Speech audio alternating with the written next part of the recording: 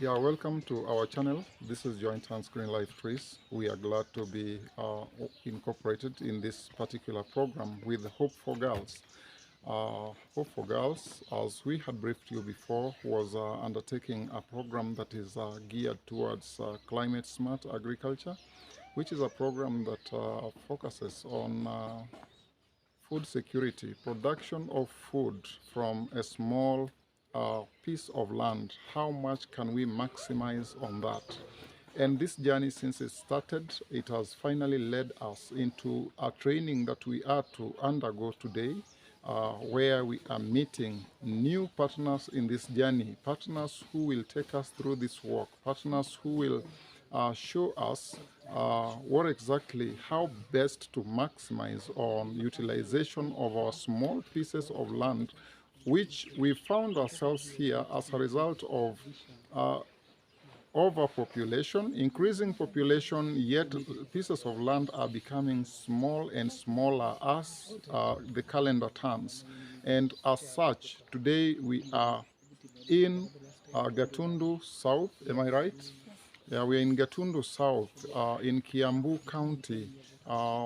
It's a long journey. We've traveled all the way from Migori County to this place, and we are glad that today we are to be taken through this training. Now, before I get into highlighting all this, I want to introduce colleagues with whom we came over here. I'm here with my learned friend, Pamela. Hi everyone, it's Yeah. Pamela here of Joint Hands Green Life Trees, going to show the new concepts of production and in a very small piece of land. Okay, thank you so much. I'm Emily Okello and I'm part of the team. Thank you. Okay. Hello, I'm Devin Ondede, part of the team. All right. Hello, I'm Hilary Ojwang, part of the team. Agriculture for Women Empowerment. Survey partners with HOFOGI, Hope for the Girl, in Migori. And I think he has explained what HOFOGI does.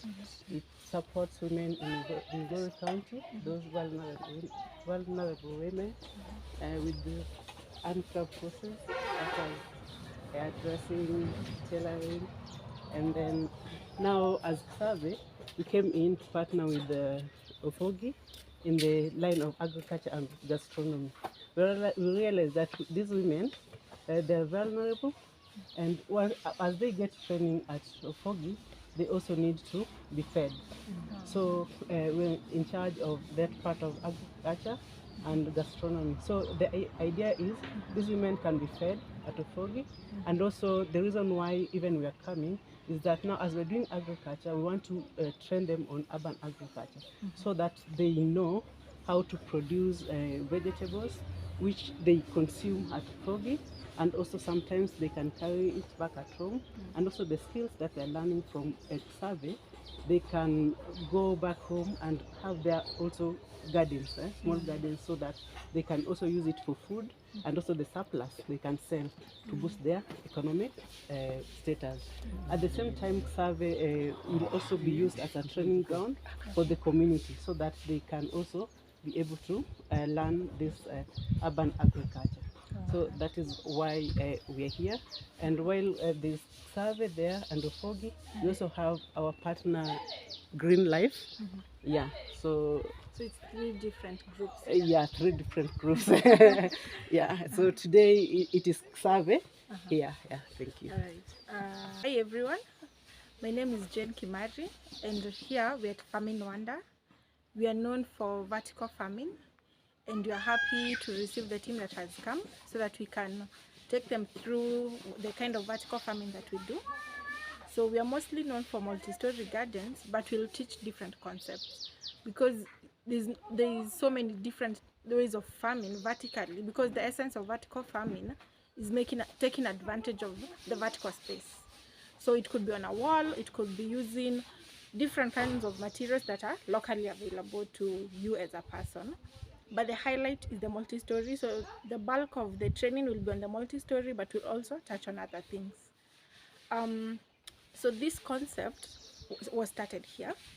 We even have a patent for the idea, and the guy who came up with the concept, he'll be back, so he'll introduce himself before the training ends. He's called Daniel, And the reason he came up with the idea for the multi-story gardens is because here in Kiambu County, we barely have land. So most people, you find once you've built your house, you have very little to nothing left.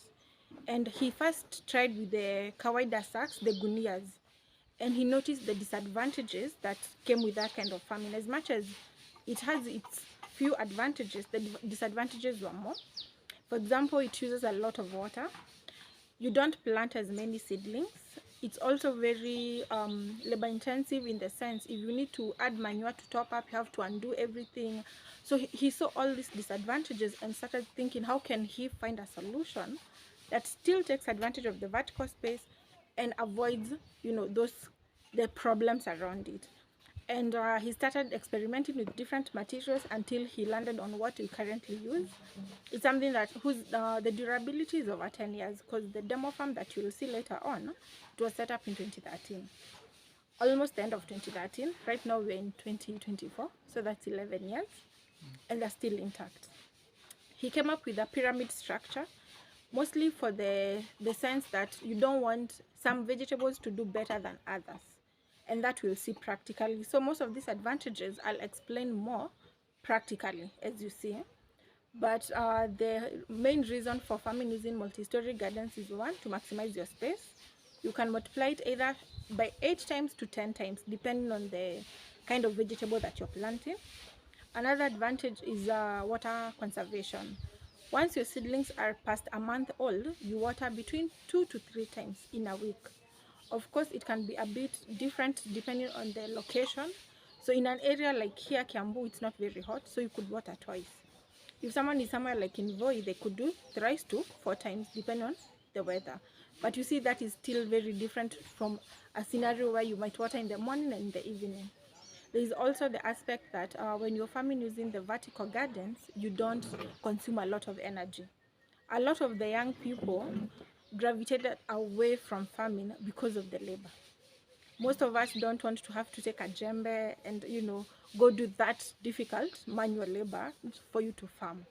But if you can show people that you can farm and farm productively without having to use so much physical energy, then more young people might be interested. Because farming, it's the backbone of every society. We cannot run away from growing our own food and expect to grow. Because whatever amount of money you're going to go and find out there, you'll be forced to take it out of your pocket and buy food, because you have to eat at the end of the day. So we show how you can farm without using too much physical labor. And another important thing, because you've said you're going to consume this food, is the food, good for your health? So we focus on organic farming. We try to encourage people to do organic farming. And here in our farm, as you go around, you'll notice we do organic farming. So we mostly use animal manure, but in areas where people don't have access to animal manure, we show them that you can also use something like compost. So you can take green things around your farm, maybe your fence or something like that, make a compost and put it back in the farm. There's also the aspect that within that small space, you could grow a big variety. So I'll explain more. Like I've mentioned, these small points, it's easier to explain when you're showing. Yeah. So this is just a brief of what we do. Thank you for highlighting that you are organic. Yes. And that is the direction that we are pursuing right now, because inorganic methods have proven that they are not quite healthy for us. Yes. How do you go about pest management? So the best thing is usually to start right. So that means that when you are planting for example, you notice if you buy seedlings without knowing the source, they might come with this disease called nematodes. Yeah. So if you have nematodes in your farm, you'll have a challenge from the get-go. You'll have a challenge. And it might be so difficult to fight with it organically that you might be forced to now go the synthetic way. But if you source your seedlings from somewhere that you know it's okay and it's organic, if not, you can buy seeds from an agrovet, make your own nursery, then transplant. So if your seedlings are right and your soil is okay. So we also encourage soil testing. There's a young man, he's called Derek. He has a gadget that is portable and quite affordable that before for a farmer to do soil testing, it was a bit hectic because you had to take samples of the soil, go to the government organizations that do the testing, wait for some time. So most people were not doing the soil testing. But right now, so many young people are coming up with innovations to help make things easier. So like the young man I've mentioned, Derek, he does soil testing. So if someone is unsure and you want to now go the organic way, you can start by testing the soil. He's mobile and he's very affordable. So once you test your soil, we can know what is the state of your soil, health-wise and all that. Then from there we can know, do we need to add something? If it's added and you plant the right seedlings, you've already started, like we are halfway on the journey towards, you know, farming organically. And then we encourage preventative measures. Don't wait until an infection comes. So the preventative measures, you can do simple things like using, for example, garlic, simple concoctions that you can make at home. For example, if you boil garlic and you boil the red pepper and spray it around in your farm, it can prevent aphids from coming in. So that's a preventative measure, and it could take you in such a way that you will not have to deal with the pesticides. There are a couple of other measures that we can talk about as we go around, but if you do preventative, even if you'll have to deal with diseases, there will not be as many, and it will not be as severe as maybe it would have been. In some cases, you might have to go and buy the pesticides, but you can buy organic pesticides. Yes. Thank you so much. All right. I think to that point we can take a walk around, show us what you are able to do, and I think that will answer most of the many questions you would love to ask. Yes. Yeah, thank you so much. We take advantage of the vertical space. So a very clear image. You know, sometimes they tell somebody we are multiplying our space, and they ask me how, and it's the same space that the garden is on. So a very good way to explain it is, you see this bottom layer? The base diameter is 4.5 feet. It's okay. Which diameter? This one, 4.5 feet. The bottom one. Oh, this one? Yes. In the cone garden. The bottom layer. The diameter. Yeah, the base diameter. Okay. 4.5. Like it's how many layers? 1, 2, 3, 4, 5, 6, 6 layers. From that point to this point. Then the first layer is 4.5 feet. 4.5 feet. Okay. So now top 5 layers. So if you are just to plant inside now this one, if you're doing, for example, spring onions or something like spinach, we'll do 16. Because from one spinach seedling to the next, the minimum spacing you can do is 6 inches. Now I'll be planting along the edges. Now this space. So if I'm using just these edges, I plant 120. So you see, I've gone from 16 to 120, but with the same space, because this layer is still the one that I spoke about. Yes. So that's what we are saying. We are taking advantage of now the vertical space. So we have 2 standard sizes that we mostly make. So this one, I call it 3 inch because of this spacing. The spacing here is 3 inch. Between from this layer to this other layer. And then there's another one whose spacing is 6 inches. So if I were to plant, let's say spinach, in the one with 6 inch spacing, I can plant almost even 300 because the space is so much. I can even plant in a zigzag way. So you see, I'll plant so many.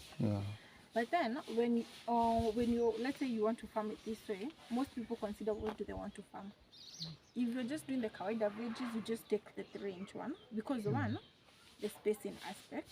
This one takes a 4.5 feet space. The big one takes a 7-foot spacing. So you see, if space was an issue, the big one would not make sense to you. Because you see, 7 foot, it's quite wide. So, and also, if you're planting something like cabbage, of course, you would not take this, you would now take the 6 inch one. If you're planting something like bulb onions, because now, anything that requires space, the root tubers like carrots, bulb onions, beetroot, it requires enough space, you know, for it to fill up. You'll go for the big one. I'll show you the big one as you walk around. Mostly, there are things that will determine the kind of garden you'll take, the space you have, what do you want to plant, and conserving the space or rather producing in a smaller space, is there any advantage over maybe planting on an open field without building this cost? So the first one is the space. The second one, as I mentioned, is the water consumption. Yes. You consume less water when you're farming this way. Yeah.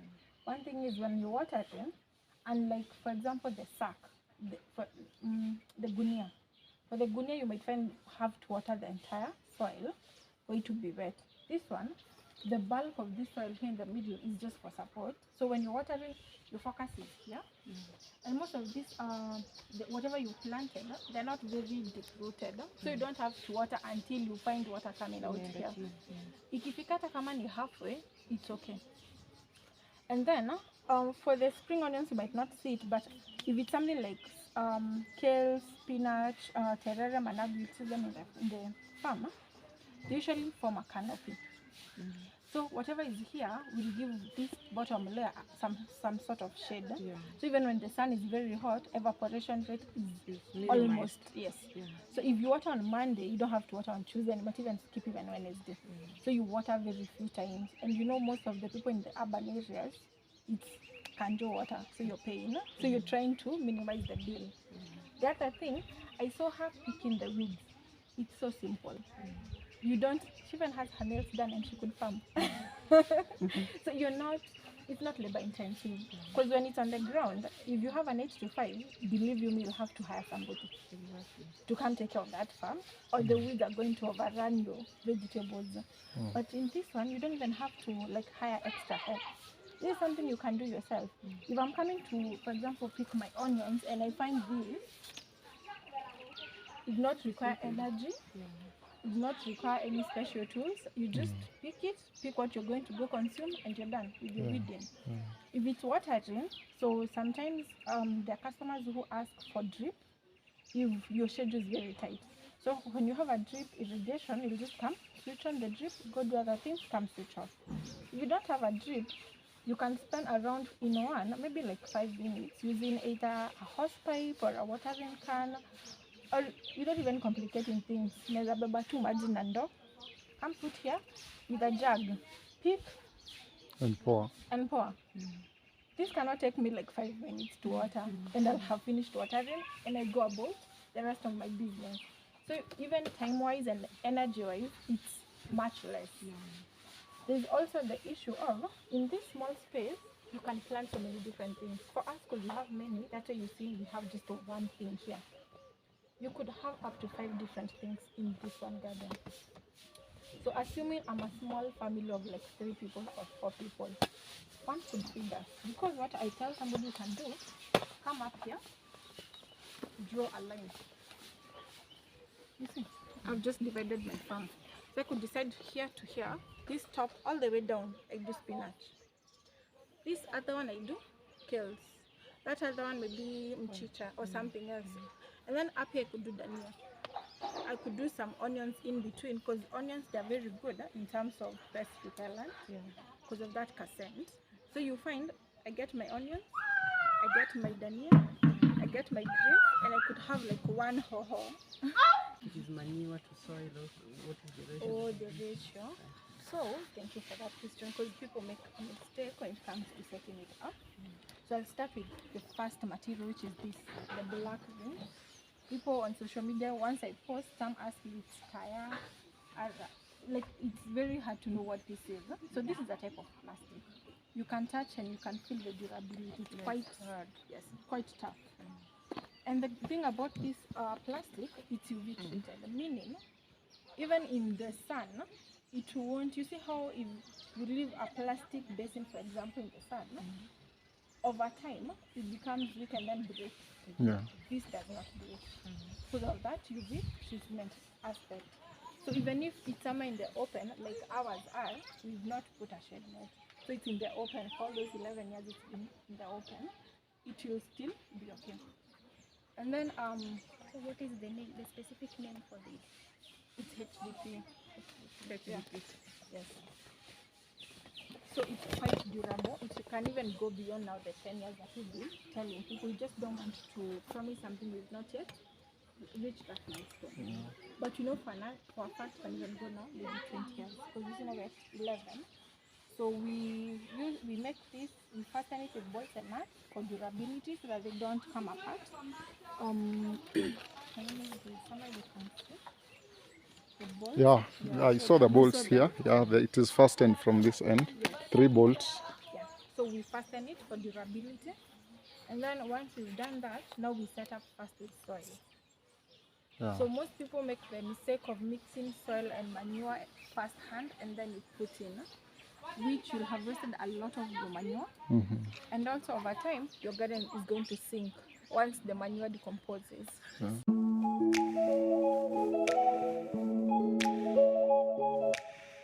Yeah, tell us something about these flowers. They are so interesting. I think for me, because I'm used to them, they're not even in my Wow. So This beautiful. is also an idea on how to use your walls and turn them into gardens. So you see this is a kawaida spread. Yeah. It becomes a decorative piece, and you have your plant. So in case you wanted to have even vegetables or herbs, you can even have different containers. Ah, this is so interesting.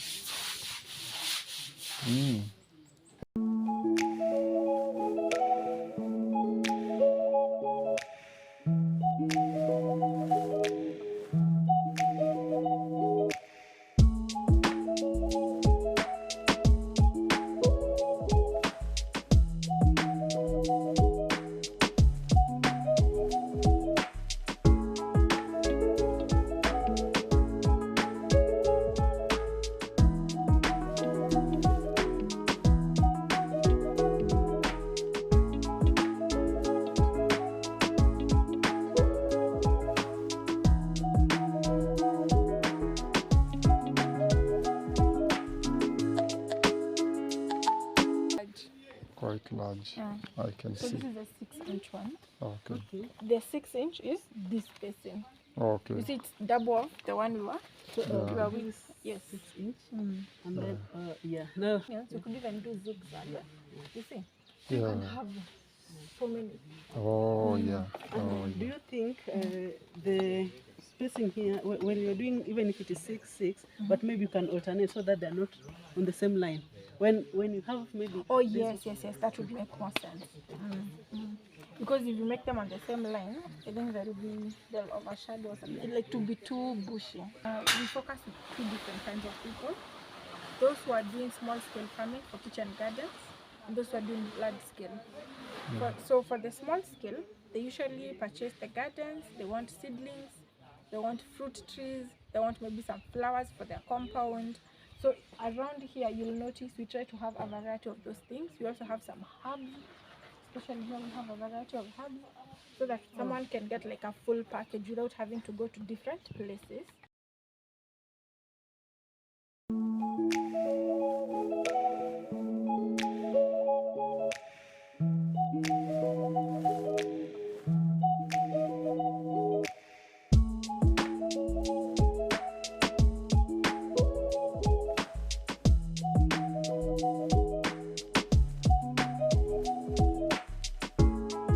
please. Okay, so kuna methods zenye tunatumia ku control pest. Some ni kutengeneza concoctions, hizi tunasemanga ni homemade. Kama tunachukua hii pilipili na garlic na ginger, tunaiboil. Alafu tunakuri hiyo maji, tuna sieve. Oh, then you're boiling first? you boil, then you cool, then you sieve, then spray on the leaves. Hii ukari yake inasaidianga kufukuza hao wadudu. Aha. Yeah. Thank you. Yeah. So with the research we've done, it's ideal because if you increase production cost for no reason, it's not necessary. If you reduce it, utafanya the plants which are so close to each other, there is a chance roots zenye itakuwa imepandwa hapa inaweza kuja ifike chini. Sasa kutakuwa na hiyo competition, they won't perform. But with the spacing we use, hakuna venye hiyo root ya juu itateremka all the way kuja kwa hii ya chini. But roots zikifika chini, tuseme umeweka kwa hii ya juu,